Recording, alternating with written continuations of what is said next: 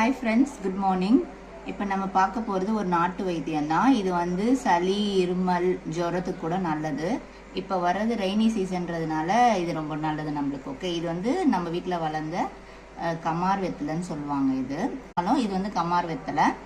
இது ஒரு 4 எடுத்துக்கிட்டு இந்த மாதிரி பிச்சு வச்சுக்கிட்டு அதுக்கப்புறம் கொஞ்சம் மஞ்சள், கொஞ்சம் இது மிளகு. ஓகேங்களா, மிளகை இடித்து போட்டால் இன்னும் நல்லது. ஓகே, நல்லா சுடுதண்ணி நல்லா சூடாக இது பண்ணிக்கிட்டு கொதிக்க வச்சு இந்த மாதிரி பிச்சை வெத்தலைய நல்லா இப்போ 1 கிளாஸ் தண்ணி வைக்கிறீங்கன்னா அது ஒரு அரை கிளாஸ் ஆகிற வரைக்கும் நல்லா கொதிக்க விடணுட்டு அதுக்கப்புறம் கொஞ்சம் மஞ்சள் போட்டுட்டு இந்த மிளகை நான் அப்புறமா இடித்து போடுறேன். இப்போ உங்களுக்காக இடிக்காமே காமிக்கிறேன்.